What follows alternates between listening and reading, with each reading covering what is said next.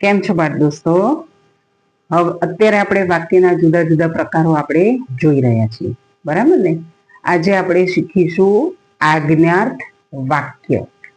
હવે આજ્ઞાર્થ વાક્ય કોને કહેવાય એ આપણે પહેલા સમજીએ, બરાબર?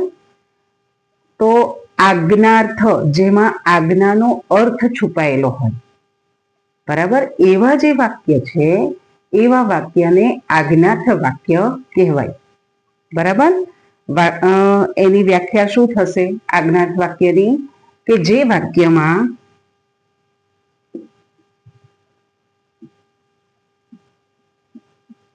આજ્ઞાનો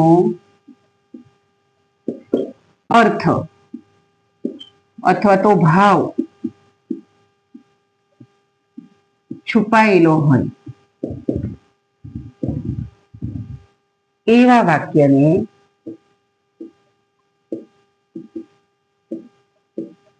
આજ્ઞાર્થ વાક્ય કહેવાય, બરાબર? સંધિ છોડીએ તો આજ્ઞા પ્લસ અર્થ. આજ્ઞા એટલે કોઈ આપણને ઓર્ડર કરતું હોય, બરાબર? તો જે વાક્યમાં આજ્ઞાનો ભાવ હોય, બરાબર, કોઈએ આપણને કંઈક કામ કરવા માટે કહ્યું હોય તો એ આજ્ઞા થઈ કહેવાય. તો એવા પ્રકારના ભાવ જે વાક્યમાં છુપાયેલા હોય એ પ્રકારના વાક્યને કેવું વાક્ય કહેવાય? આજ્ઞાર્થ વાક્ય. દાખલા તરીકે આપણે થોડાક એક્ઝામ્પલ જોઈએ, બરાબર? પહેલું, દાદા વાર્તા સંભળાવો. દાદાને આપણે કહીએ છીએ કે દાદા વાર્તા સંભળાવો, બરાબર? પછી બીજું વાક્ય, મમ્મી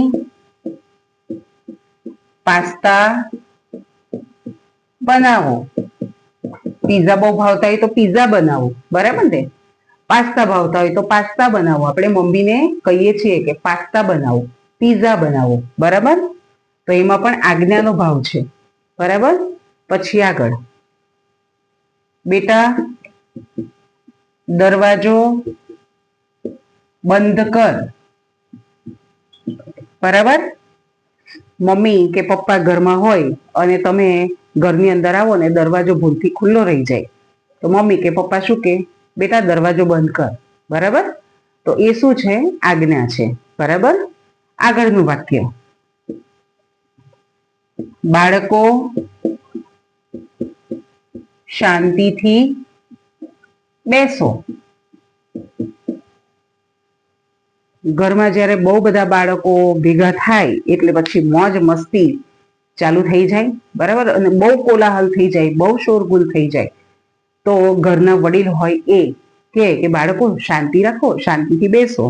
અથવા તો બીજું આવું વાક્ય કોણ બોલતું હોય? તમને ખ્યાલ આવી જ ગયો હશે, તમારી શાળામાં શિક્ષકો, બરાબર? જ્યારે વર્ગખંડમાં જ્યારે તમે અવાજ કરતા હો ત્યારે શિક્ષકો તરફથી તમને કહેવામાં આવે, બરાબર, કે બાળકો શાંતિ જાળવો, શાંતિથી બેસો, બરાબર ને? એવા વાક્ય પ્રયોગ કરવામાં આવતા હોય છે, બરાબર? બીજું એક વાક્ય એક જોઈએ, ભાવિશા ભેળ બનાવો. બરાબર? કયું વાક્ય છે? ભાવિશા ભેળ બનાવો. હવે અહીંયા દરેકે દરેક વાક્ય તમે ધ્યાનથી જુઓ. પહેલું વાક્ય છે દાદા વાર્તા સંભળાવો, બરાબર?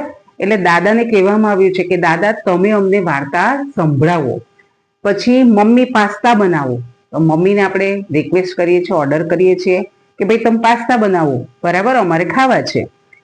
ત્રીજું, ઘરના વડીલ કે છે કે બેટા દરવાજો બંધ કર. તો આ જે બધા વાક્ય છે એમાં કેવો ભાવ છે? આજ્ઞાનો ભાવ છે, બરાબર? બાળકો શાંતિથી બેસો, એમાં પણ ઓર્ડર છે. અને ભાવિશા ભેળ બનાવો, બહુ ભૂખ લાગી હોય તો હવે હું તો નાની છું તો હું કેવી રીતે, મને કશું આવડતું નથી બનાવતા, બરાબર?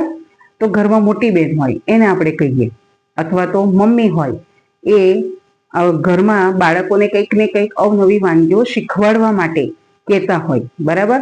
તો દાખલા તરીકે મમ્મીએ કીધું હોય, જે દીકરીનું નામ છે ભાવિશા, એને કે ભાવિશા ભેળ બનાવ, બરાબર?